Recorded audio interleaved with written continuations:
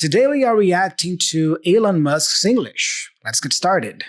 Hey everybody, how's it going? Thiago here and welcome to another episode of the podcast. In case you're new here, I've created this podcast and YouTube channel to help intermediate and advanced learners of English communicate with more confidence, more accuracy, more clarity, and more awareness. If this sounds like something you want for yourself and your English, subscribe to the channel here on YouTube and follow the show if you are on Spotify or Apple Podcasts. Also, don't forget to check out my pronunciation course. This is a course I've created to help you learn the main sounds of the English language and the main connected speech patterns that you hear native speakers using all the time. This course will help you speak with better clarity, better flow, and also will help you better understand fast-spoken English. To learn more about the course, the link is here in the description of the video, also as a pinned comment down below. And you can also find the link in the show notes if you are listening on Spotify or Apple Podcasts. All right, so today we are reacting to Elon Musk's English. The clip we're going to watch today is from an interview he gave on the Lex Fridman podcast a couple of years ago. And in this clip, in particular, he's giving young people some advice. Let's see it. All right, so let's get started here. You, like I mentioned with SpaceX, you give a lot of people hope, and a lot of people look up to you. Millions of people look up to you. If we think about young people in high school, maybe in college, what advice would you give to them about if they want to try to do something big in this world, they want to really have a big positive impact? What advice would you give them about their career, maybe about life in general? Try to be useful. Do things that are useful to your fellow human beings, to the world. Try to be useful. Nice piece of advice, I would say, but notice the connected speech here, yeah? He says, try to be. Try to be useful. He doesn't say try to be useful, but try to be. Try to be useful. He also used the word fellow. Try to be useful to your fellow human beings. A fellow is a person who is at a similar position as you, so your fellow human beings are other people that you interact with. Yeah, we are all fundamentally the same, right? As humans, we are all humans, right? Fellow human beings. I like that word as well. Very hard to be useful. Very hard to be useful. I agree. Very hard. Are you contributing more than you consume? Nice, guys. I like that, Are you contributing more than you consume? It's a nice question for all of us to reflect on, right? Am I contributing more in this world than I'm consuming? Nice question. Can you try to have a positive net contribution to society? I don't know if you guys got that, but he says, try to have a positive net contribution to society. Try to have a positive net contribution. But if you didn't get that, I understand. Yeah, because, he doesn't speak in a very clear way sometimes, Check it out. Can you try to have a positive net contribution to society? Did you hear that? Net contribution. That's what he said. I think that's the thing to aim for. Not to try to be sort of a leader for the sake of being a leader or whatever. Nice expression too. Yeah. Try not to be a leader for the sake of being a leader. For the sake of is like just because. Don't try to be a leader just because you want to be a leader. Yeah. So just for the sake of being a leader. Notice that he repeats this chunk a lot in this first part, try to be. So the two is reduced to a da sound. Try to be. A lot of the time, the people you want as leaders are the people who don't want to be leaders. So many times people who are good leaders or people we want as leaders are people who don't want to be leaders. That's interesting. If you can live a useful life, that is a good life. A life worth having lived. And I, like I said, I would encourage people to use the mental tools of physics and apply them broadly in life. They are the best tools. When you think about education and self-education, what do you recommend? So there's the university, there's self-study, there is hands-on, sort of finding a company or a place or a set of people that do the thing you're passionate about and joining them as early as possible. There's taking a road trip across Europe for a few years and writing some poetry. Which trajectory do you suggest?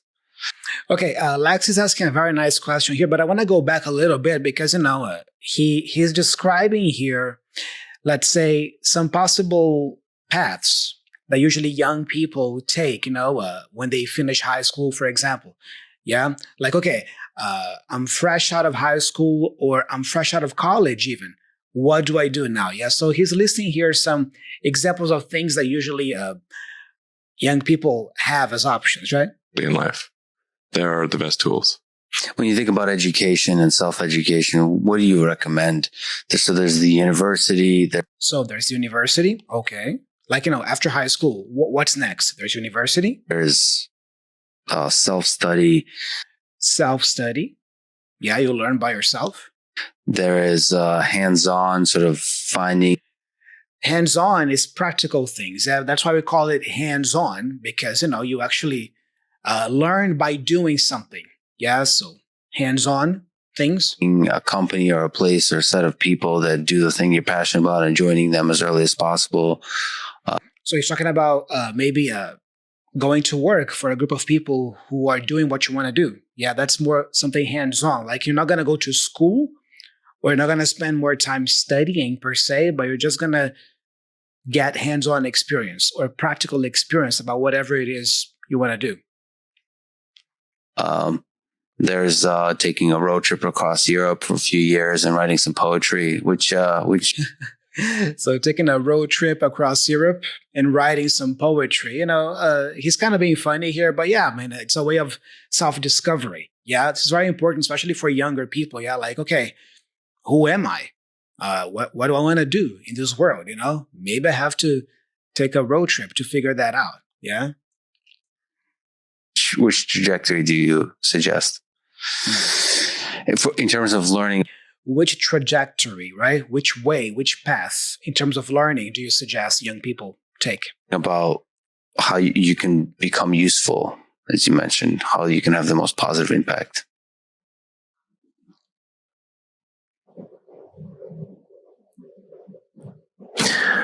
But I encourage people to read a lot.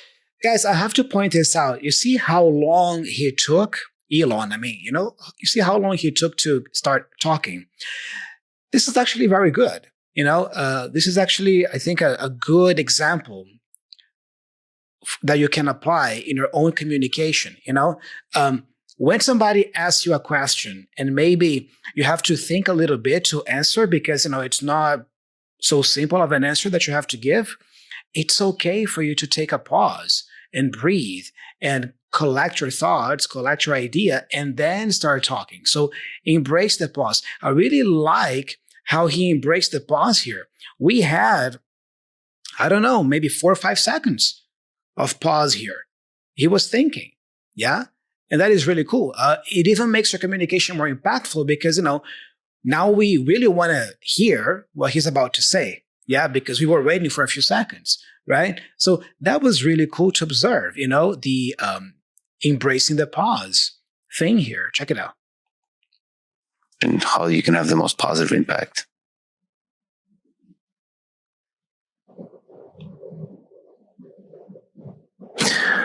But I encourage people to read a lot of books. Just read. Connected speech. Read a lot of books. Reader. Basically, try to ingest as much information as you can. Try to ingest as much information as you can. So we have reader, that's connected speech. Also, he said read a lot of books, and try to, remember the try to? Again, try to ingest as much information as you can. Ingest, consume as much information as you can. Try to ingest. And try to also just develop a good general knowledge. So you at least have a rough lay of the land of the knowledge landscape. Try to look. The knowledge landscape here is like everything there is about knowledge, right? You can have a pretty good idea. That's what he's saying here. Read a lot so you can have a pretty good idea of what's available out there in terms of knowledge. Learn a little bit about a lot of things.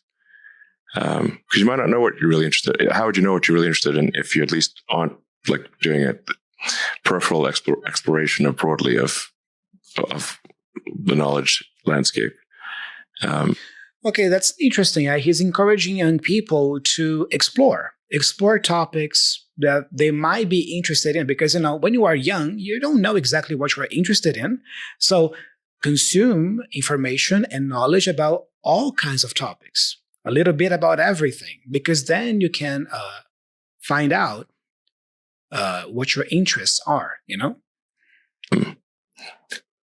And you talk to people from different walks of life and different industries and professions and skills and occupations. Like, just try. He used a very nice expression here. Talk to people from different walks of life. Different walks of life.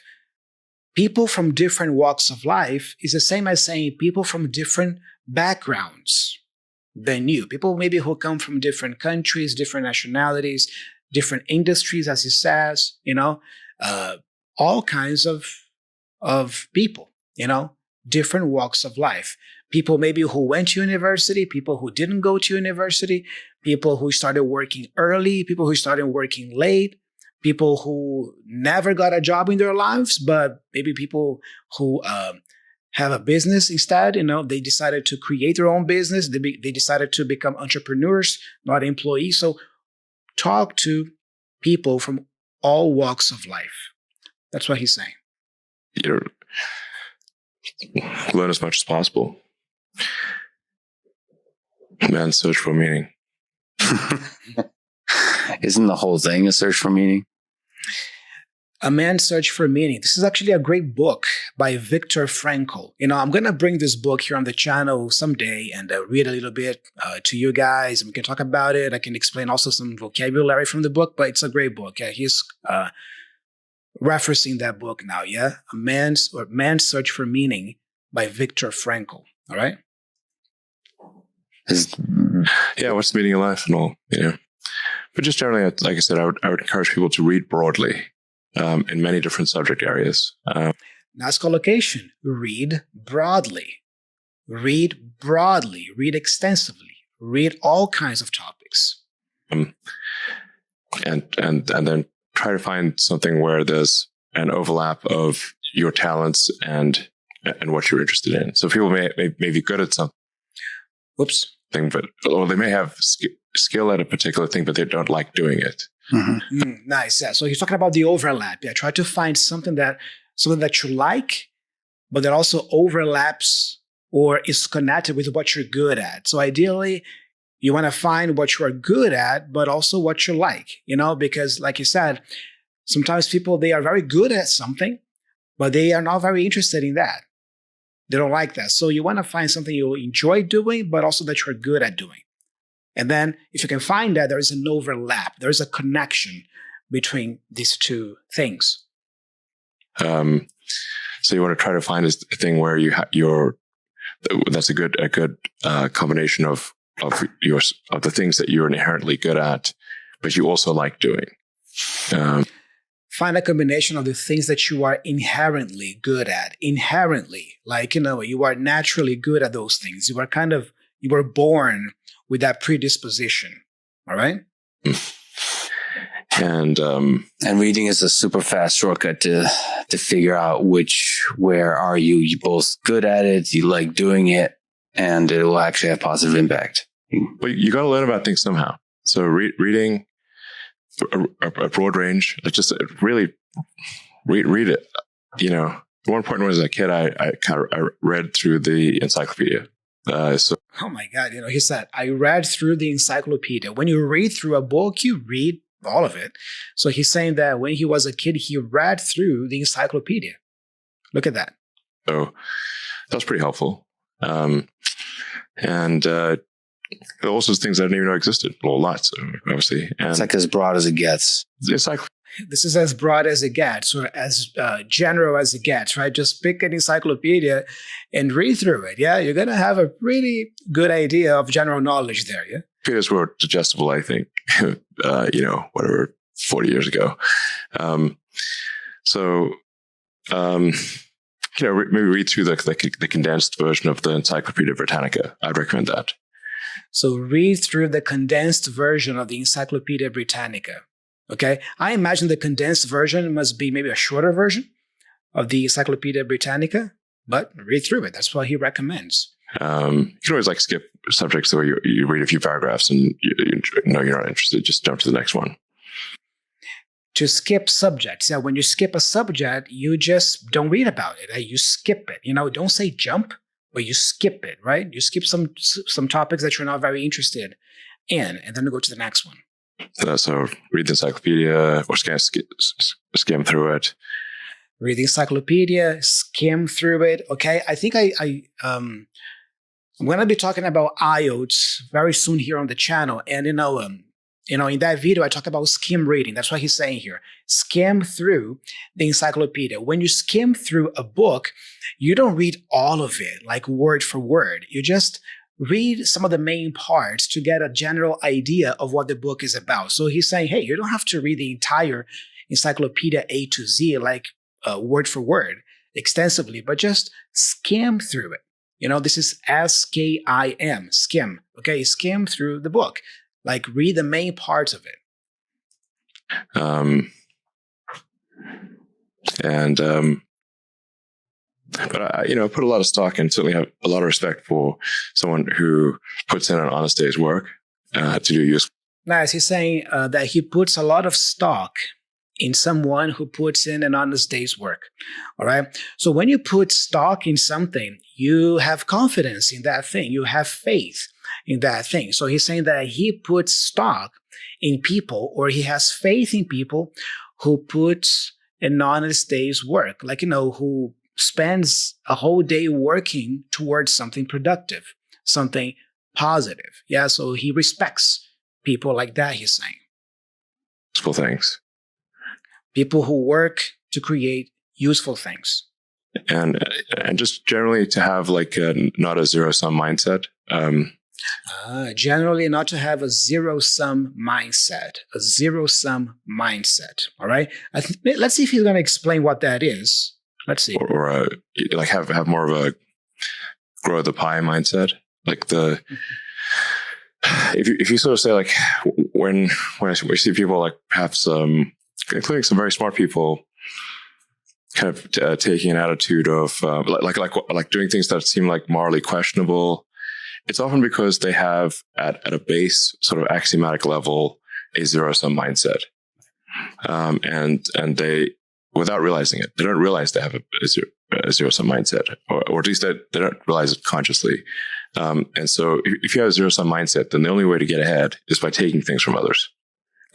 There you go, guys. He just defined that. So if you have a zero-sum mindset, you believe that the only way for you to get ahead or to become successful in life is by taking things from others. So a zero-sum mindset is a way of thinking where you believe that for you to win, another person has to lose. There are only winners and losers in the world. That's a zero-sum mindset. For somebody to win, somebody else has to lose. Okay? So he is kind of criticizing that way of thinking here. He's criticizing this mindset. You shouldn't have a zero-sum mindset that, the only way for you to become successful is by harming other people or by taking things from other people. All right? If the pie is fixed, then the only way. He's talking about the pie too, he said that instead of having a zero-sum mindset, you should have a grow the pie mindset, like a pie, like the dessert, grow the pie. So your focus should be, okay, how can we grow this pie? Instead of, hey, let me get my piece and you don't have any pieces for you. The way to have more pie is to take someone else's pie. But this is false. Obviously the pie has grown dramatically over time, the economic pie. Yeah, he's kind of he's using the pie here as an analogy to economy, the economic pie, he says. So in reality, you can have so overuse this analogy. You can have there's a lot of pie. Yeah. Pie is not fixed. Yes. So the pie is not fixed. That there's a lot of pie, economically speaking, he's saying. So he's saying that there is abundance in the world. There is a lot of money. There's a lot of success. There's a lot of things that you can have, and you can get all these things without necessarily having that zero-sum mindset of, having to take things from others in order to get that, So how can you grow the pie? How can you make a positive contribution so the pie keeps growing, right? That's kind of his analogy here. So you really want to make sure you're not operating without realizing it from a zero-sum mindset, where the only way to get ahead is to take things from others. Then that's going to result in you trying to take things from others, which is not good. It's much better to work on adding to the economic pie. Maybe, so. Much better to work on adding to the economic pie. Like he said at the beginning of the video today, being useful, making a contribution, creating something useful for the world, right? And he said also, guys, that sometimes we don't even realize it. We don't even realize that we have this, or we are operating with this zero-sum mindset. Interesting. Creating, like I said, creating more than you consume. I like that. Creating more than you consume. Cool. More than you, yeah. So that's a big deal. I think there's a fair number of people in finance that do have a bit of a zero-sum mindset. I mean, it's all walks of life. I've seen that. You see Lex using the expression again. That's all walks of life. All industries, all professionals from everywhere, they tend to operate with that zero-sum mindset. And one of the reasons Rogan inspires me is he celebrates how there's a lot. There's not creating a constant competition. Like there's a scarcity of resources. And what happens when you celebrate others and you promote others, the ideas of others, it actually grows that pie. I mean, the resources become less scarce, and that. Okay, he's kind of paying a compliment to Joe Rogan here. Yeah, he's saying that Rogan inspires him a lot because, Rogan celebrates people. Yeah, all his guests on his podcast, he doesn't want people to compete. He celebrates everybody. Yeah, so that's what Lex is saying here. And he used a nice word. He said scarcity. When you celebrate other people, you promote a culture of abundance, actually, not of scarcity. Scarcity is when there isn't enough of something. So if you have a scarcity mindset, you believe that the resources in the world, they are limited. There isn't enough for everybody. So, I better make sure I take my piece of pie here, my portion, I secure it because, otherwise, I'm not going to have it, right? So that's scarcity, okay? But based on what I understand here from their conversation, they are promoting the opposite of that, which is the abundance mindset, not the scarcity mindset. That applies in a lot of kinds of domains. It applies in academia, where a lot of people are very see some funding for academic research as zero sum. It is not. If you celebrate each other, if you get everybody to be excited about AI, about physics, about mathematics, I think there'll be more and more funding, and I think everybody wins. Yeah, that applies, I think, broadly. Yeah, exactly. All right, really cool, guys. All right, guys, really cool. My impressions on Elon Musk's English are, in my opinion, he is not the most articulate person. He doesn't project his voice so much. I would say he kind of speaks inside a little bit. He tends to mumble quite a lot as well. When you mumble, you don't articulate the words as well as you could. And also, I would say that he stutters sometimes. To stutter is when you go like this. When you do this. To speak. This is stuttering. Okay. So I would say honestly that he's not the most articulate person. But in this clip specifically, he's sharing some really cool ideas, and I agree with all of them. He's sharing some really nice wisdom about the importance of reading extensively, reading broadly, gaining general knowledge on as many topics as you can. And I also like what he said about not having a zero-sum mindset. And sometimes we might not even realize that we have this mindset, like, oh, for me to win, somebody else has to lose. So instead, what he's defending here is having more of an abundant mindset. Like, hey, there's enough for me, there's enough for you, there's enough for everybody. Let's all focus on becoming useful, creating positive, useful things, and then growing the pie, as he says. So, really powerful ideas. I agree with everything that he said here. But from an English standpoint and from a communication standpoint, I would say that he is not the best articulate communicator, okay? But really nice ideas nonetheless. And just a small comment about Lex's English here, yeah? I really like the way he speaks. He speaks in a very calm way. He speaks calmly, he speaks slowly, and he speaks kind of in a stoic way. I say stoic because, he doesn't show a lot of emotions when he's speaking. He's kind of just, stoic. I think stoic is the best definition here in his communication. But at the same time, I get a vibe from his communication that sounds serene, sounds peaceful, it sounds calm, So that is also really cool. All right.